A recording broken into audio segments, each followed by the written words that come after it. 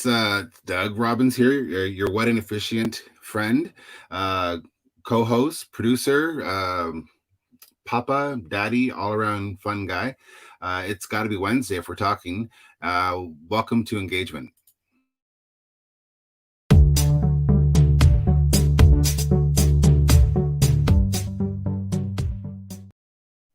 So engagement, yes, I'm a wedding officiant, and yes, I marry people, and they get engaged in order to do so. But I also start this channel engagement because I like to engage with others, and it's kind of fitting for what I do in my day life. And this season, we're talking about everything summer because we've had a really rough season. COVID has not been fun, and I've said to all of my friends, let's embrace this summer. Let's make it the best summer possible.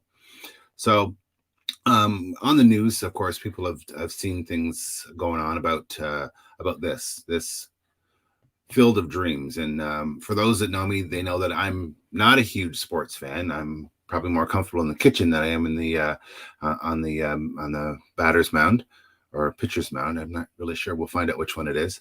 But when this came up, I thought that was a great story. I got goosebumps. I thought, well, in my close family lineage, I have someone that is a rock star of baseball, and that rock star of baseball, and baseball is our summer pleasure, is this great guy, Fergie Jenkins, or Ferguson Jenkins, whichever you want to call him. I just call him Ferg.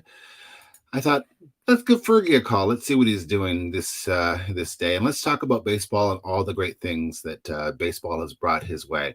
So, without any ado, here's Fergie Jenkins. Hey, Fergie. Hi, Doug. How you doing? Good. How you doing? I'm doing great. Happy Wednesday. How's the weather in your neck of the woods? Yeah, we had a little rain here in Texas, but other than that, it's been warm.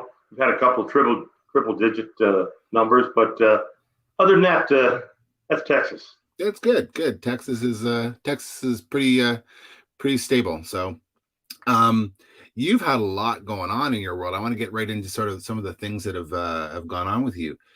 I've known you for all of my life, and you never cease to amaze me in the things that you're always into and always doing. All of it with a current or an underlying current of baseball, and baseball has brought a lot your way. And you worked hard to get where you're at in baseball. There's no two ways about it. And let's talk about some things that are going on in your life. You've had this gentleman was a pivotal person besides family. He was like family to you to get you where you are today. This will bring back memories. Who's that guy? That's Gene DeJure. You're darn right it is. He was the first individual that got a hold of me. I was 15 years old at the time, and he had just got a teaching job with the CCI school located right there in Chatham. And I'm 15 years old, and he wanted to find out. Jerry McCaffrey, the teacher with John McGregor, gave him some information about this young lad that had a pretty good ability to play sports, and we got introduced together. Yeah. So, Gene, you may not recognize him in black and white, but this is for those that remember him as a teacher. This is what you'll remember him looking like. Great guy, compassionate. He brought out the best in a lot of people. You especially, Fergie, because he really saw the talent in you. But even in someone as humble and dumb as me, when my dad, your cousin, would go golfing with Gene, I typically go out golfing and just hack the ball around the green and have a few drinks. Gene would be like, Doug, you can do better than that. You put the ball back and put your head down and concentrate. And my best golf games were with Gene DeJure and Horace Chase. And he made sure that I smartened up and played right. You have a huge history, going back a ways, and I have to confess, and I have to say thank you to Kim, who I texted her frantically last night and said, "Hey, you got any pictures that I can use?" And she sent this one here, which I think is a gorgeous picture. That young lad And that lovely lady. That's That my would mom. that yeah, I was maybe a year old. I was taken in Chatham, Ontario. yeah, yeah. Look at the hair you had. Yeah, yeah. I have no room to talk though. Yeah. Phenomenal woman. You're I mean, we all love our moms, right? Okay. This one here is probably my favorite picture of your mom right here. Yeah, that was the opening day in 1967. My dad and my mom were escorted on the field. Ernie Miller, who wrote for the London Free Press, got them an opportunity to come down to Chicago and surprise me for opening day. And that was after the ball game. I just got to pitching against the parent club that traded me, the Phillies, and I beat the Phillies 4-2. And one of my heroes, Jim Bunning, was the starting pitcher against me. And I won the ball game. The game's over. She was along the third base line and come over and give me a hug and a kiss. And that's really a really touching moment at the time. Absolutely, absolutely. And of course, your dad had a lot to do, of course, with getting you where you are today. The young Fergie again, a little older. Your Yeah, dad, yeah. very, very dapper. In all the pictures we took when I was a kid, I always had a ball in my hand for some Well, it's reason. That foreshadowing. little red ball, I can recall it was red. And one other picture, I had another ball in my hand, and maybe it was just a significant situation where that was going to lead to something better in my life. Yeah. Well, it obviously was foreshadowing you because you've had a ball in your hand for all your life, and throwing it from the mound and striking out. I mean, you and I'm not much for stats, but I do know for a fact that you had 284 wins and over 3,000 strikeouts. So I mean, you're whipping it from the mound and deking them out. So Yeah, very fortunate. I stayed healthy during most of my career. I had one injury in Boston, an Achilles tear in 76 season after I got traded there. And other than that, I was very fortunate enough to stay healthy, and I put up some decent numbers. yeah, you did. You did some remarkable numbers. This picture here, I'd like to know what's going on in this one. I just come home. It was in the off season, and they're doing an interview with one of the newspapers, either London Free Press or Chatham, and I was on the phone, supposedly talking to someone, and my dad was there in the living room. This was about a year after my mom passed away, probably maybe 1970 or 71, just before I won the Cy Young. Yeah, that picture really demonstrates if you've never met Fergie, the man is tall. The man is so tall he could hunt geese with a rake. Long legs. When you stand beside Fergie, you look up to him because you should look up to him and respect the man. But Fergie, you were tall. Yeah, I think as a youngster, tall and thin, I was like 6'4", almost 6'5", and when I graduated high school, I was like 180 pounds. But when I went into high school, John McGregor, I weighed like 145, 150 pounds. Yeah. All lanky kid. So this all came about because we're talking about summertime, and summertime is definitely a passion around here, and I think across all nations. Baseball is a summertime sport. It's a passionate sport. And then the story that came out about the Field of Dreams. Have you ever been there? Yeah, I've been there several times. I've been there 3 times. Played twice with other pro players, Reggie Jackson. So many guys. Lou Brock, Bob Gibson. I'm trying to think. The late Mudcat Grant was the first individual to contact players and said, let's have some major league players walk through the corn and play a game against the team called the Ghosts. And we did that. This was back in maybe 90 or 91, right after my Hall of Fame induction.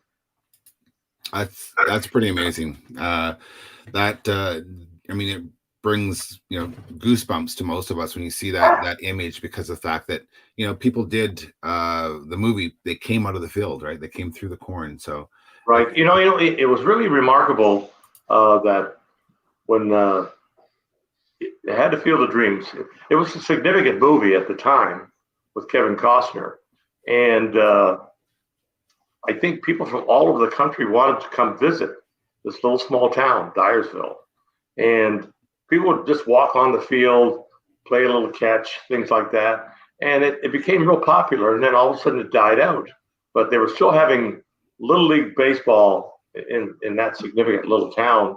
And now Major League Baseball hooked onto it about 4 or 5 months ago and decided to build a Major League diamond and have stands put in, lights, and have two teams come in and play. And the White Sox and the Yankees played that ball game. Yeah, that's pretty amazing. I mean, you've also had some amazing things happen to you. You recently had a movie that was done that we'll talk about towards the end, but the announcement came about that you're going to have a statue.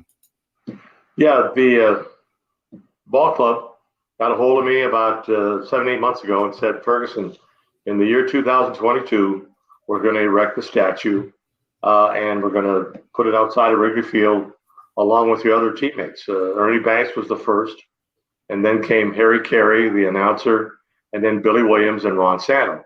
And I'm going to be the fifth statue put somewhere on one of the streets, Waveland, Sheffield, Addison, or Clark. And it's going to be pretty significant. People that come to the ball games will have a chance to see a statue of me delivering a pitch. That's amazing. That's amazing. So, I mean, there's a lot of things that have adorned the Fergie name. I've been very fortunate a couple of years in a row to have, back in the day, to go to your tournament, your golf tournament. And, it was extremely phenomenal. A great job of organizing a golf tournament, bringing celebrities in from all over to play, around a golf with people like myself and fans. And I remember the first night I was there, the very first inaugural charity tournament. I was amazed that there was a bottle of wine with your name on it. I'm like, wow, look at that! Fergie's made it. He's got a bottle of wine. And now you're also on a can of Sons of Kent beer as well. But I guess you really know when you've made it when you're on a pack of bubble gum. Yeah, Big League Chew. Yeah, that's a package that was put together because of the statue. That particular picture is going to be, I think, the statue when it's erected.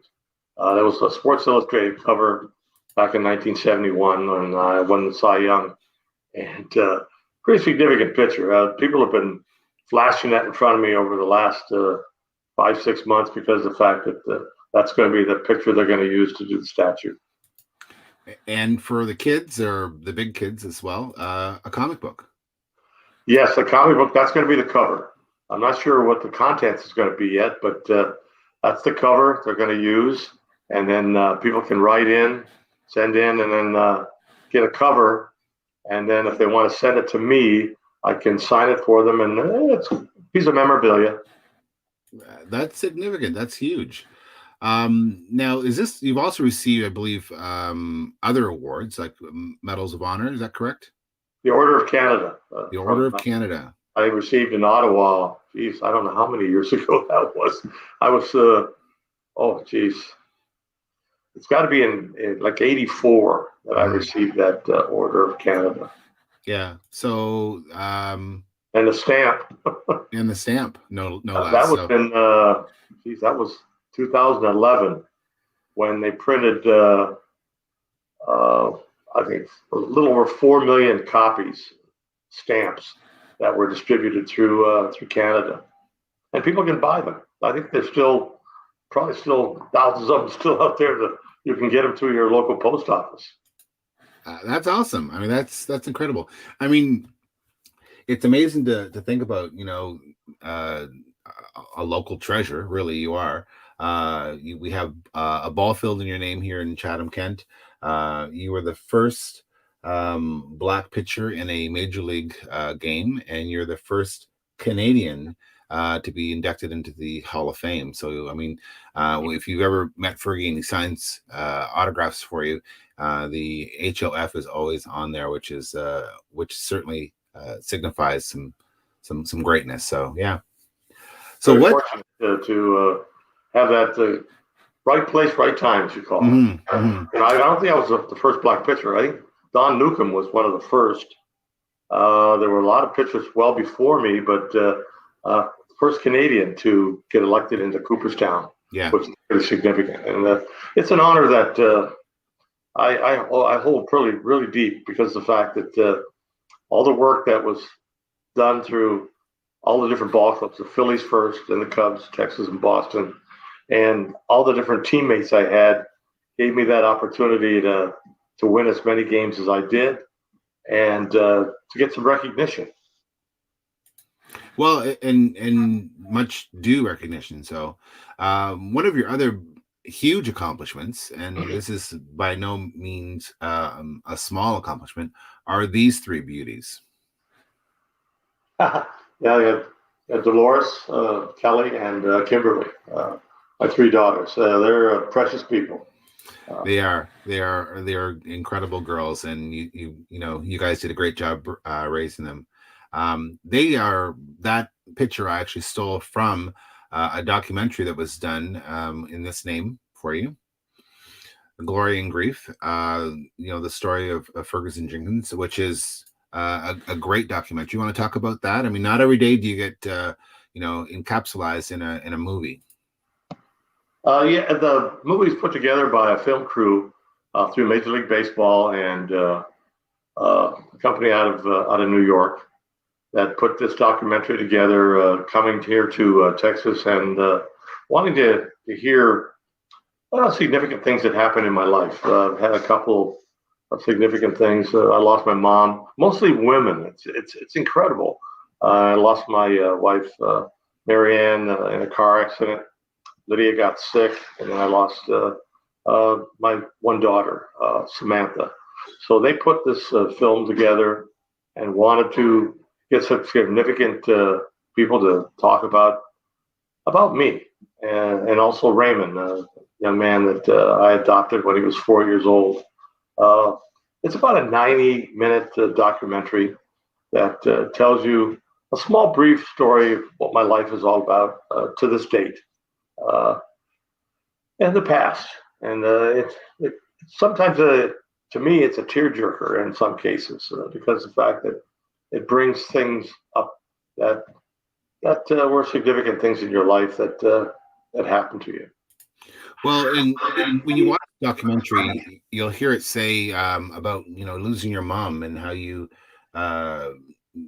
still had the strength and the ability to go out and win a game, like literally right after that happened.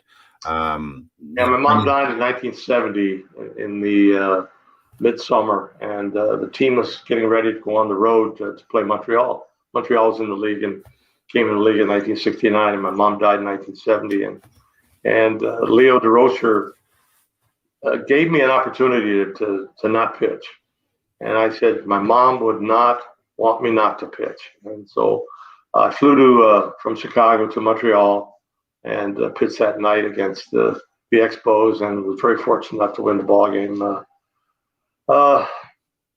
It took some strength to do that, but I think because of the fact that my mom was a baseball follower, she never had an opportunity to see me play because of glaucoma and a serious defect. But she followed a lot of times me pitching on a transistor radio that she would bring to the ballpark, either to Cincinnati or Chicago, and listen in the stands to what the announcers were saying of how I was performing. And I had that radio. I still had it. It's in the foundation office here in St. Catharines. And it just, to me, she would have wanted me to play. So I went ahead and pitched that ball game the following night after she passed away. Yeah. The I grew up in the same sort of generation with parents or grandparents listening to the, as we call it, the color commentary on a transistor radio, right? So you couldn't always see it, but you could certainly rely on the commentation to be colorful enough to explain what was going on, and exciting enough that it was almost like you're there. So I know your mom could visualize what was going on with that color commentary. For sure. Before she passed away, she would tell me some of the games that she would listen to, and she got excited listening to them in the living room or there in the stands after the ball game. When I talked to her, she said, "When you got runners on base, did you feel that you were in trouble?" I said, "Well, you always feel pressure being on the mound. It's a one pitch, one batter. There's always something that happens that's pretty significant." So I'll try to explain it to her that, I feel comfortable out there because I've got good teammates behind me. Uh, I've got the baseball, and I try to do the right significant thing by whatever the catcher called, fastball, curveball, slider, whatever the pitch was, and try to get the hitter to maybe hit into a double play or hit a fly ball or maybe get a strikeout. And I try to explain that to her, that that's part of the game, and what I'm trying to accomplish is to get as many hitters out as possible for 9 innings. So, Yeah, so exactly. she enjoyed the game. Excellent. So a couple of things I want to wrap up with for you. You have a foundation that is in St. Catharines that does some really great work, and you've always believed in giving back, and that's what your foundation does. You want to talk a little bit about your foundation? Well, it started in the mid '90s through the Red Cross, and then we added uh, the Canadian Institute for the Blind, which is a company out of Canada for people who have impaired vision. And then we had juvenile diabetes, Special Olympics, so many different charities. I think at one time we had close to 70 charities that we contributed to through the golf outings. And we had three at one time, two in St. Catharines and one in Arizona. And now we just do the one. Right now, I'm not sure what they're doing because of the pandemic and what's happening in the world. We haven't done anything for almost a year and a half, 2 years, and I'm not sure what's going to happen in the near future. I'd like to move the foundation to Chatham to find a decent building and put up a lot of significant memorabilia there in Chatham because that's basically where I was born. Yep, exactly.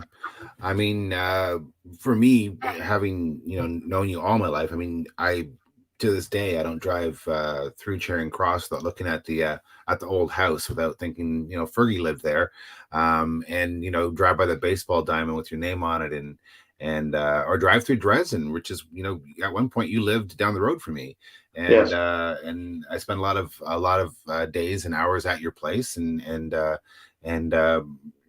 vaguely remember it. My mom has filled in a lot of those gaps for me, but it's pretty phenomenal. You've done some incredible things for Chatham Kent and for your family. So, speaking of family, you have a direct correlation with the All Stars, or the Negro League here in Chatham Kent. Do you want to talk about our connection there and the team? Well, my dad moved to Chatham. Oh, geez, in the mid '30s, and played on what it was called the Chatham Black Panthers at one time, and then he went to the Chatham Colored All Stars, and one of the sponsors was Mayor Sterling, who was the mayor of Chatham, and they played at Sterling Park. And I never got out to see my dad play, but a lot of people that were around the game would tell me my dad was a pretty good center fielder. He was a left-handed hitter, a left-handed thrower, and he loved the game of baseball. Moved there in the '30s, and I met my mom in I think in '38 or '39, and I was born in '42. So the significant part of having baseball in my life, it was through baseball and through my dad moving from Windsor, Ontario, to Chatham. Yeah, we talk about your dad a lot in his playing, but we also talk a lot about our connection, Horace, my dad, your cousin.